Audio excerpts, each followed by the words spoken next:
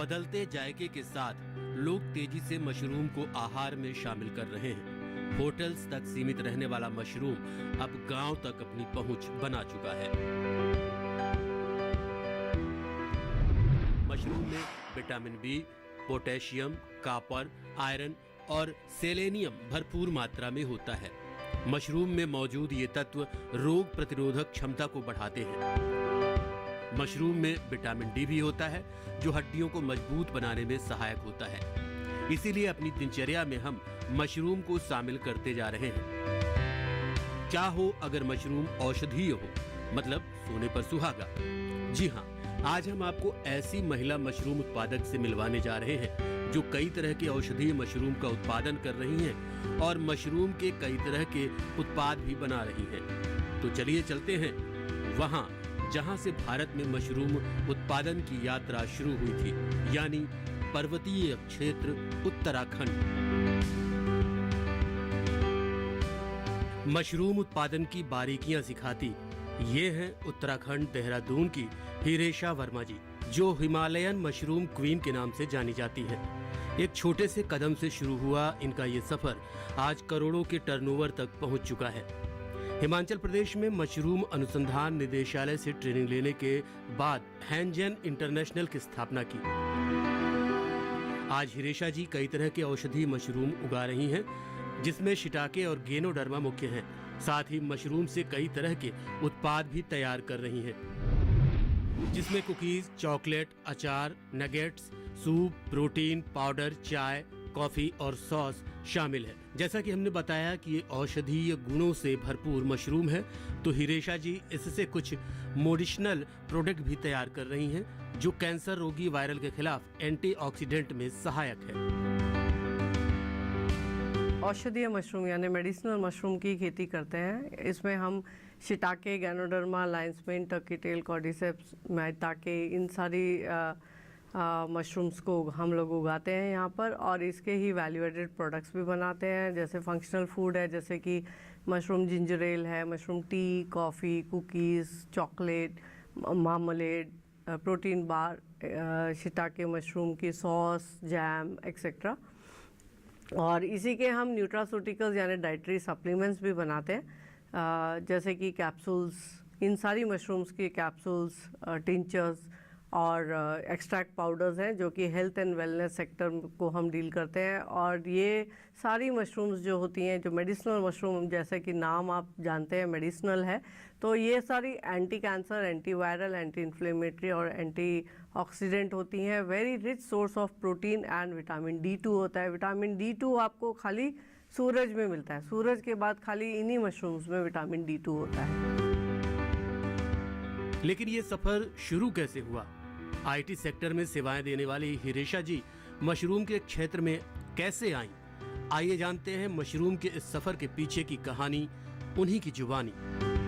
मैंने मशरूम की खेती 2013 में जब आपदा आई थी, मैं IT सेक्टर से थी, मेरे को मशरूम का M भी नहीं पता था, पर जब आपदा आई थी 2013 में केदारनाथ में, तो वहाँ मुझे मौका मिला था कि मैं वहाँ जाऊँ और फूड पैकेट्स और कपड़े लोगों में डिस्ट्रीब्यूट करूँ। वहाँ मैं गई तो वहाँ मैंने देखा कि काफ़ी जो विलेजेस थे, काफ़ी जो गांव थे, वो खाली महिलाएं और बच्चे ही रह गए थे वहाँ पे, क्योंकि उनके हस्बैंड्स जो है वो आपदा में गए थे और वहाँ से वो वापस नहीं आ पाए थे। तो यही एक्चुअली मेरे स्टोरी का टर्निंग पॉइंट था। मैं वापस आई और फिर उसके बाद मैं सो नहीं पाई 2-3 दिन। मुझे बस वही महिलाओं का ख्याल रहता था कि उनको हमने एक बार तो फूड पैकेट बांट दिया, बट उनको जीविका के लिए क्या कर सकते हैं वहाँ पे। तो ऐसे ही कि एक फार्मर ने मुझे बताया कि मशरूम बहुत अच्छे से उगाया जा सकता है पहाड़ों पे, क्योंकि वहाँ का क्लाइमेट बहुत अच्छा है। वहाँ का क्लाइमेट इतना कंड्यूसिव है कि मशरूम की खेती बहुत इजीली हो सकती है। बस यही थॉट जो दिमाग में आया, उससे फिर मैंने शुरुआत की। हिरेशा जी का व्यवसाय जब रफ्तार पकड़ने लगा तो उन्होंने इस क्षेत्र में संभावनाओं को तलाशना शुरू किया और पाया कि भारत 2 तरह के मशरूम चाइना और इंडोनेशिया से आयात कर रहा है। फिर क्या था, हिरेशा जी ने इसका भी तोड़ निकाल लिया। कुछ मशरूम्स जो है हमारी चाइना और इंडोनेशिया से आती है, जैसे कि शिटाके, गैनोडर्मा, लायंस मेन हमारे इंडिया में मौजूद है, बट हम चाइना और इंडोनेशिया से ये मशरूम्स इंपोर्ट करते हैं। मैंने सोचा कि जब हम इंपोर्ट करते तो हम यहाँ क्यों नहीं उगा सकते, और फिर मैंने करीब मुझे 1.5-2 साल लगा इसका फॉर्मुलेशन फाइनल करने के लिए, क्योंकि क्लाइमेट हर जगह की अलग अलग है। हमारे देहरादून के क्लाइमेट के हिसाब से जो हमारा फॉर्मुलेशन होना चाहिए वो मुझे परमुटेशन कॉम्बिनेशन करते हुए मुझे 2 साल लगे इसको फाइनलाइज करने में।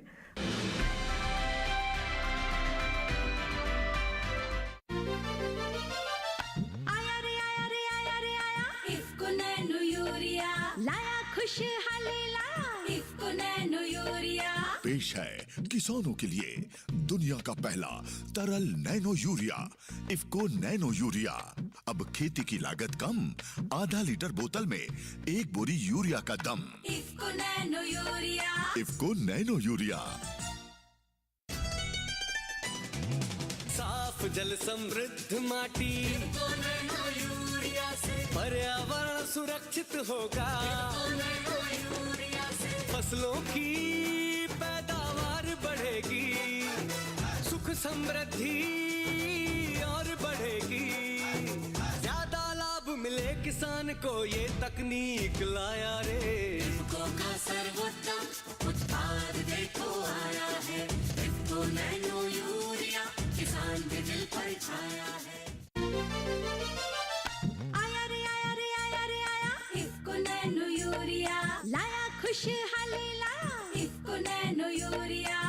इफ्को नैनो यूरिया की एक बोतल को प्रति छिड़काव 125 लीटर पानी में घोलकर फ्लैट फैन या कट नोजल द्वारा स्प्रेयर की सहायता से पत्तियों के ऊपर 2 बार छिड़काव करें। पहला छिड़काव बुआई के 25 से 30 दिनों में, दूसरा छिड़काव फसल में फूल आने के 1 सप्ताह पहले। इफ्को नैनो यूरिया नए जमाने का यूरिया। IFFCO nano urea.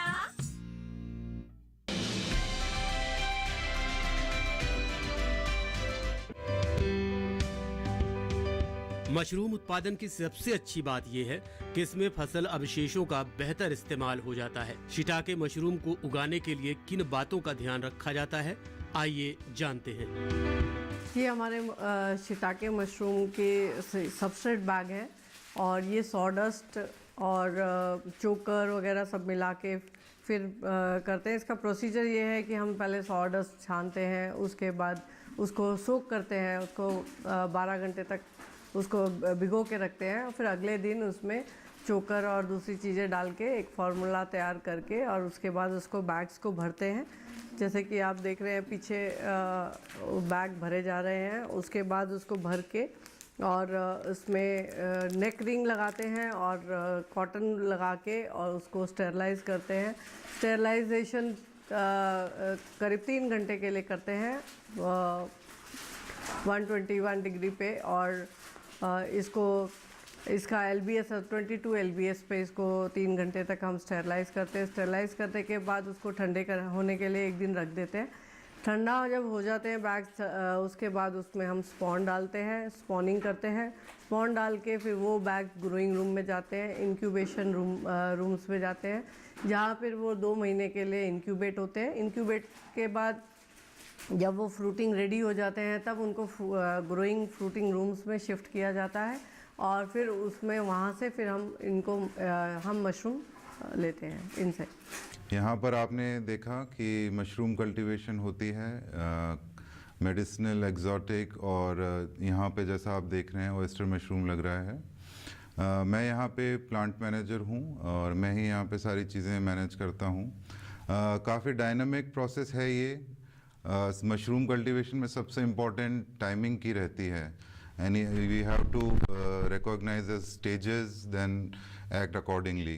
तो यहाँ पे सबसे पहले मैं जब आता हूँ तो सभी रूम्स में, जैसे आप देख रहे हैं यहाँ पे टेम्परेचर मीटर और ह्यूमिडिटी इंडिकेटर होता है। तो सबसे पहले सभी रूम्स में ये चीज़ नोट की जाती है। उसके बाद फिर अकॉर्डिंगली जो भी नेक्स्ट स्टेप होना होता है वो करते हैं। बाकी प्रोसेस में सबसे पहले मैं बताना चाहूँगा कि हम लोग जो मिक्सचर होता है उसके बैग्स बनते हैं, उनको फिर स्टेरिलाइज किया जाता है, उसके बाद फिर उसकी स्पॉनिंग होती है और फिर उसको ग्रोइंग रूम्स में शिफ्ट कर दिया जाता है। यहाँ पे परमानेंट स्टाफ भी है जो काम करता है, साथ ही साथ हम लोग इंटर्न्स को भी अलाउ करते हैं for a specific period of time according to their courses. Mostly they are BSc students of agriculture, so they while doing it's kind of on the job training sort of, so they come here and they do the work और साथ ही साथ काम भी करते रहते हैं so that इनको पूरा आइडिया हो जाता है once their training is over or their internship is over. So this is how things go over here, and we have like expert in mushrooms, Hiresha ma'am जो हमारी ओनर हैं, under her guidance we are doing good. And बाकी आपने देखी हमारे जो different growing areas हैं, वहाँ पे डिफरेंट जो वेराइटीज़ ऑफ मशरूम्स हैं वो आप लोगों ने देखी। ये बहुत इम्पॉर्टेंट रोल प्ले करता है ग्रोइंग में, बिकॉज मशरूम कल्टीवेशन में टेम्परेचर और ह्यूमिडिटी बहुत ज़्यादा इम्पॉर्टेंट रोल प्ले करती है। तो हम लोग इस मीटर के थ्रू कॉन्स्टेंटली टेम्परेचर और ह्यूमिडिटी चेक करते रहते हैं और accordingly we take steps whatever is. महज 2000 रुपए से शुरू किया गया उनका ये बिजनेस अब करोड़ों के टर्नओवर को छू रहा है। इस सफलता के पीछे हिरेशा जी की साफ नीयत भी है। उनका ध्येय है कि वो ज्यादा से ज्यादा महिलाओं को जोड़ सकें और उन्हें आत्मनिर्भर बना सकें। इस समय हिरेशा जी से करीब 5000 महिलाएं जुड़ी हैं। एक छोटे से कमरे में मैंने 2000 रुपए के मशरूम के बैग्स लगाए। उसके बाद मुझे 5000 उसमें आमदनी हुई। मुझे लगा कि ये बहुत अच्छा ज़रिया है। फिर मैंने वहाँ पहाड़ों में लेडीज़ को ट्रेनिंग भी दी और उनको बैग्स वगैरह दिए और उनसे बोला कि आप जितनी मशरूम आप बेच सकते हैं आप बेच दीजिए, जो नहीं बिकेगी वो मुझे दे दीजिए। तो फिर वो उनके यहाँ से मेरे पास मशरूम्स आती थी। वो मशरूम फिर मैं छोटे छोटे पैकेट्स बनाती थी रात को बैठ के, और फिर सुबह 4 बजे 5 बजे हम पार्क वगैरह ऐसे सब लेके जाते थे, जहाँ पर कार में मैं पूरा भर देती थी और फिर वहाँ पे हम खड़े होकर अपने मशरूम के पैकेट्स बेचते थे। तो ये शुरुआत हमने वहाँ से की थी। जब लॉकडाउन हुआ था तब हमारी सबकी मशरूम्स जो थी, क्योंकि पहले मैं बटन और ऑयस्टर ही करती थी, तो सबकी मशरूम्स वहाँ पे सब फेंक रहे थे। तो हमने एक भी मशरूम फेंकी नहीं। हमने सब स्टाफ हमारे आता था और हम लोग यहाँ पर मशरूम के प्रोडक्ट्स बनाते थे। यहाँ हमने उस समय मशरूम के अचार बनाया, पापड़ बनाया, मंगोड़ी बनाई, बिस्किट्स बनाए। हमने जो बना सकते थे हमने वो सारा मशरूम के प्रोडक्ट्स बनाए। इस तरह से हमारी वैल्यू एडिशन की हमारी एक लाइन भी खुली और फिर जैसे लॉकडाउन ख़त्म हुआ फिर हमने वो सारा बेचा। तो हमने कोई भी मशरूम अपनी वेस्ट भी नहीं करी। आज जहां हिरेशा जी कई लोगों को रोजगार देने का काम कर रही हैं, वहीं युवाओं, महिलाओं और छात्रों को प्रशिक्षित भी कर रही हैं, जिससे उत्तराखंड में बढ़ रहे पलायन को रोका जा सके। हमारे यहाँ पे हम हैंड एग्रो केयर में ट्रेनिंग भी देते हैं और ट्रेनिंग्स में हम विमेन को भी ट्रेनिंग देते हैं, एंटरप्रेनर्स भी बनाते हैं, माइक्रो एंटरप्रेनर्स भी बनाते हैं, स्टूडेंट्स को भी देते हैं। एग्रीकल्चर यूनिवर्सिटी से भी हमारा टाई अप्स है, जहाँ से बच्चे आते हैं, यहाँ पर इंटर्नशिप करते हैं और अपने यहाँ पर मशरूम की खेती कैसे की जाती है उस सब की पूरी जानकारी लेते हैं और हैंड्स ऑन एक्सपीरियंस भी हम यहाँ पर उनको देते हैं। नॉट ओनली मशरूम्स, हम इसके अलावा भी इनको लीडरशिप किस तरह से होती है, मैनेजमेंट कैसे किया जाता है, उस सब का भी करते हैं, ताकि वो कल को अपना खुद का प्लांट भी लगाना चाहे तो उनको मशरूम की खेती के अलावा मैनेजमेंट और लीडरशिप कैसे की जाती है वो सब भी, उनकी भी जानकारी उनको होनी चाहिए। तो हम ओवरऑल सब चीज़ों की ट्रेनिंग हम देते हैं यहाँ पे। युवा पीढ़ियों के लिए मैं ये संदेश देना चाहती हूँ कि आपको कोई भी काम ये नहीं सोचना चाहिए कि हम नहीं कर सकते हैं। हमेशा ये पॉजिटिव माइंडसेट से करना चाहिए, फुल प्लानिंग के साथ करिए। और ये एक ऐसी खेती है जो आपको जीरो से लेके और काफ़ी अच्छा करोड़ों तक का आपको इसमें आमदनी हो सकती है। बस यही है कि आप प्लानिंग से, मेहनत से करिए। और पहाड़ों के लिए स्पेशली मैं बोलना चाहूँगी, क्योंकि हमारे यहाँ पे पलायन बहुत हो रहा है। बहुत सारे कमरे ऐसे ही खाली हो रखे हैं, बहुत सारी गौशाला हैं जो खाली पड़ी हुई हैं, बहुत सारे पोल्ट्री फार्म्स हैं जो खाली हैं। आप उनको कन्वर्ट करिए और वहाँ पर करिए और पलायन को रोकिए, और आप अपने यहाँ पर ही आप बहुत अच्छा इसमें कमा सकते हैं, बहुत अच्छा कर सकते हैं, नेचुरल कंडीशन में कर सकते हैं, बिल्कुल ऑर्गेनिक और केमिकल फ्री आप मशरूम उगा सकते हैं। तो मेरा यही सबसे संदेश रहेगा कि nothing is impossible for a willing heart. अगर आप चाहो तो बहुत कुछ कर सकते हो, और चाहो तो मशरूम की खेती को अपना एक व्यवसाय बना के इसमें आगे बहुत ऊपर तक उठ सकते हो, क्योंकि इसमें एक्सपोर्ट का भी बहुत अच्छा है और हमारा पैन इंडिया में भी बहुत पोटेंशियल है। हिरेशा जी को इनके इस कार्य के लिए राज्य स्तर पर ही नहीं बल्कि विभिन्न राष्ट्रीय और अंतर्राष्ट्रीय संगठनों द्वारा सम्मानित भी किया गया है। हम आशा करते हैं कि उनसे प्रेरणा लेकर महिलाएं आत्मनिर्भर बने और देश की तरक्की में भागीदार हो सकें।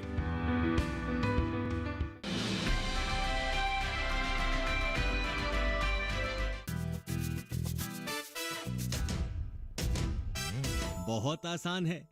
1 एकड़ के लिए 1 बोतल, तो 1 बोतल नैनो यूरिया को 2 बार में प्रति छिड़काव 125 लीटर पानी में घोलकर फ्लैट फैन या कट नोजल द्वारा स्प्रेयर की सहायता से फसल की बुआई के 25-30 दिन पर एवं दूसरा छिड़काव फसल में फूल आने के 1 सप्ताह पहले पत्तों के ऊपर छिड़कना होगा।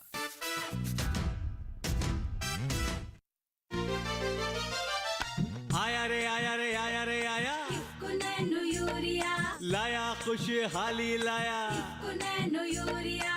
जी हाँ, अब विश्व का पहला नैनो यूरिया उपलब्ध है इफ्को के सभी किसान सेवा केंद्रों में, इफ्को ई बाजार केंद्रों में, IFFDC के डीलर्स के पास, विभिन्न सहकारी समितियों में। इफ्को नैनो यूरिया, नए जमाने का यूरिया। IFFCO nano urea.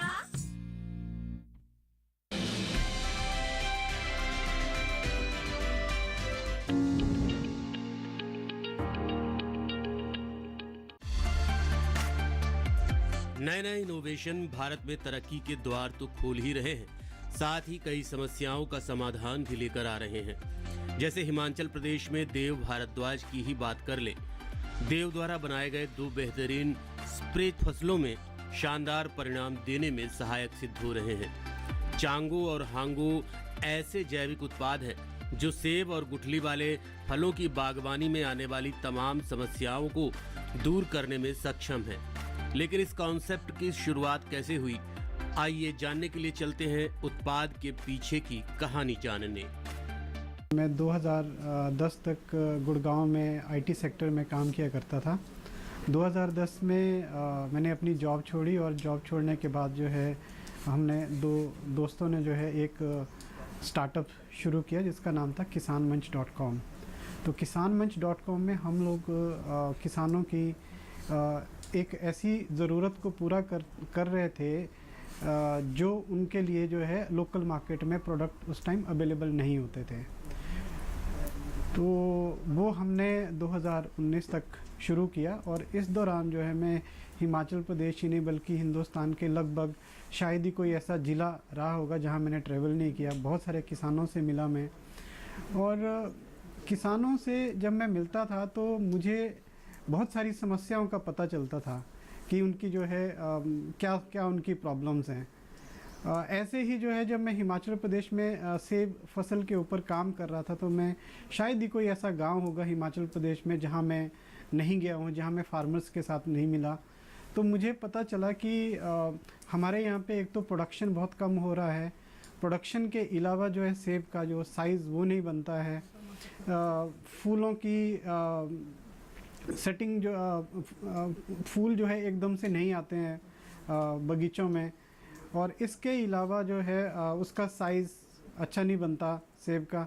और कई बार ये भी होता था कि इस साल फसल लगी, फिर जो है अगले 1 साल में फसल नहीं लगती थी, या 2 साल के बाद फसल लग रही है, जिसको टेक्निकल भाषा में बाइनियल क्रॉप बियरिंग बोलते हैं। तो ये जब मैंने बहुत सारे लोगों से यही एक बड़ी समस्या सुनी, तो मुझे लगा कि इसके ऊपर जो है कुछ काम किया जाना चाहिए। हालांकि मैं एग्रीकल्चर बैकग्राउंड से मेरी पढ़ाई नहीं हुई है। मैं पंजाब यूनिवर्सिटी से मैंने स्नातकोत्तर किया है पब्लिक एडमिनिस्ट्रेशन में, लेकिन किसानों के साथ तो 10 साल में काम करते करते जो है मैंने काफ़ी सीख लिया एग्रीकल्चर को और हॉर्टिकल्चर को। और इन पिछले 10 सालों में शायद ही कोई ऐसा क्षेत्र रहा होगा एग्रीकल्चर का जहां मैंने काम नहीं किया। देव भारद्वाज बताते हैं कि पीजीआर फल के आकार, रंग, स्वाद और गुणवत्ता को बहुत बढ़ा सकते हैं, जबकि एब्सिसिक एसिड फल के रंग और स्वाद में सुधार कर सकता है। जिब्रेलिन इसके आकार को बढ़ा सकते हैं। किसान ऐसे फलों का उत्पादन करने के लिए प्लांट ग्रोथ रेगुलेटर का उपयोग कर सकते हैं, जो न केवल उपभोक्ताओं के लिए बड़े और अधिक मोहक हैं, बल्कि बेहतर स्वाद भी देते हैं। हिमाचल प्रदेश में लगभग 19 विधानसभा क्षेत्र में सेब का उत्पादन होता है, और सेब के अलावा जो हमारे स्टोन फ्रूट्स हैं उसका भी काफ़ी बड़ा दायरा है। मंडी में देख लीजिए आप, चाहे कांगड़ा में, चंबा में, सिरमौर में, इन सभी इलाकों में जो है हमने इसका बहुत अच्छा ट्रायल डायरेक्ट फार्मर्स के साथ पिछले 3 सालों में कराया है। और हिमाचल प्रदेश के अलावा जो दूसरा सबसे बड़ा मतलब प्रोडक्शन एरिया एप्पल का है वो है कश्मीर। कश्मीर में जो सबसे अच्छा सेब, जैसे हिमाचल में किन्नौर का सेब अच्छा माना जाता है पूरे हिंदुस्तान में, वैसे ही कश्मीर में शोपियान का सेब जो है वो बहुत अच्छी क्वालिटी का माना जाता है। तो शोपियान में और बारामूला में और सोपोर में, इन तीनों ही जगह जो बड़े प्रोडक्शन सेंटर्स हैं जम्मू कश्मीर में, वहाँ पे हमने इसका 2022 और 23 में बहुत सफल परीक्षण किया हुआ है, और काफ़ी किसानों को जो है हम डायरेक्ट इसको यहाँ से पहुँचाते हैं। इसके अलावा उत्तराखंड में हर्षिल करके जगह है, हर्षिल में सबसे बेस्ट क्वालिटी का एप्पल उत्तराखंड में होता है, और वहाँ पे भी जो है हमने इसके ट्रायल पिछले साल जो है हमने किए हैं। इसके अलावा हम लोग गुजरात में गिर केसर और महाराष्ट्र में अल्फांसो आम के ऊपर भी जो है इसका सफल परीक्षण हम लोगों ने कर दिया है। अभी इसकी मार्केटिंग के लिए हम 2 तरीके अभी हम लोग अपना रहे हैं। एक तो जिन किसानों के साथ हमने इसका परीक्षण किया है या जो इसको प्रयोग कर रहे हैं, उनके थ्रू रेफरल मार्केटिंग होती है। पीजीआर का उपयोग छटाई, पौधों की दूरी और पानी देने जैसी फसल प्रबंधन तकनीकों को बढ़ाकर कृषि पैदावार और फसल की गुणवत्ता को अधिकतम करने के लिए किया जा सकता है।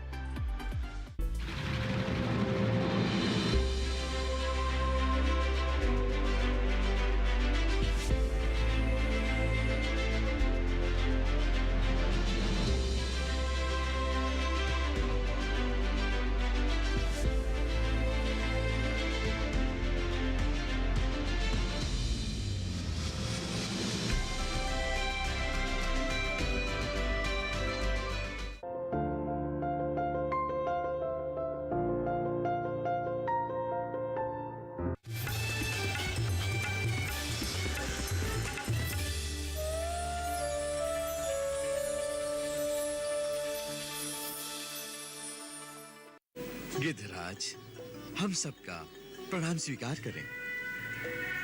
आप सबको भी संपाति का नमस्कार स्वीकार हो। यहाँ से बैठे बैठे एक दिन मैंने भी देखा था कि दुष्ट आत्मा रावण एक रूपवती तरणी को अपने विमान पर बलपूर्वक ले जा रहा था। तो कृपा करके बताइए वो कहाँ है? वो इस समय रावण के राजमहल में किसी वृक्ष के नीचे बैठी गहरी चिंता में डूबी हुई है।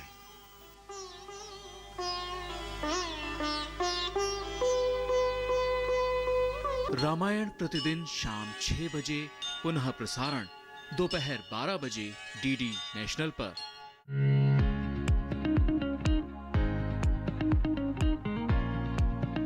आय की गारंटी मछली पालन।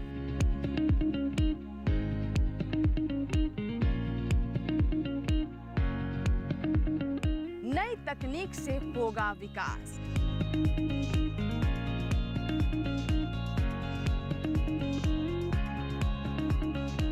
ब्लू रेवोल्यूशन से बढ़ेगी समृद्धि।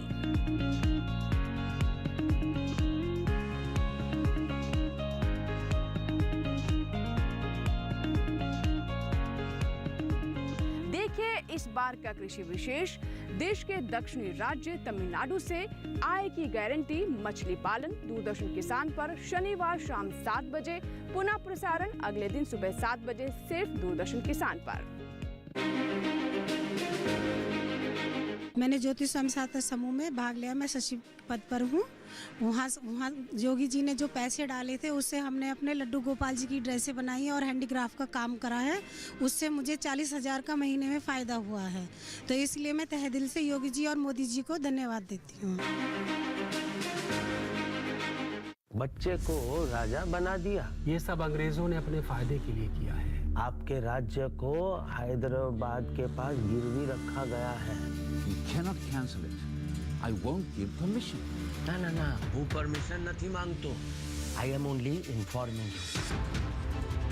किसी भी तरह से उन्हें समझाना जरूरी है कि वो हमारे मुल्क का हिस्सा बन जाए। सरदार द गेम चेंजर हर रविवार प्रातः 11:30 बजे और पुनः प्रसारण रात 10 बजे सिर्फ डीडी नेशनल पर। देश का पहला चैनल, देश का अपना चैनल।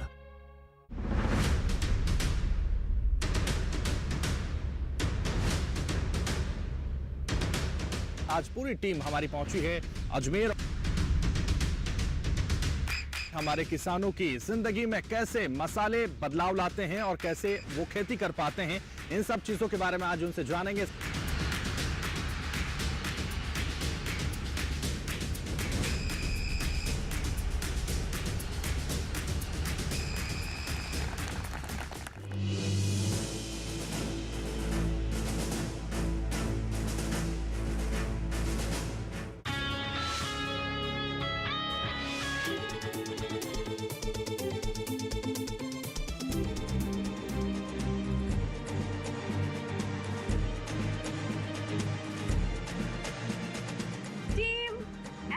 टॉपिक मिला है and the topic is Kaziranga national park.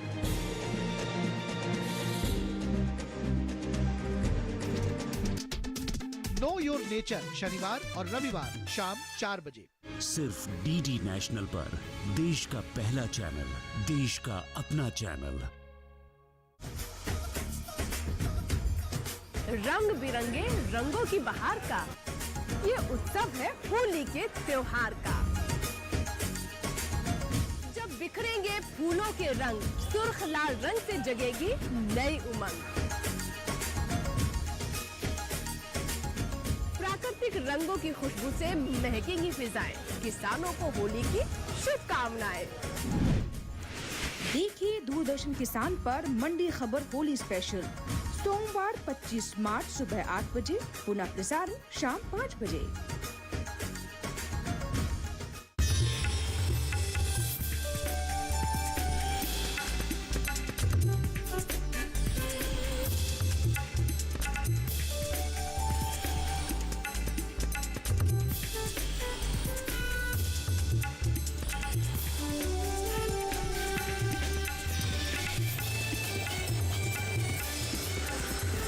DD किसान, बदलते भारत की शान।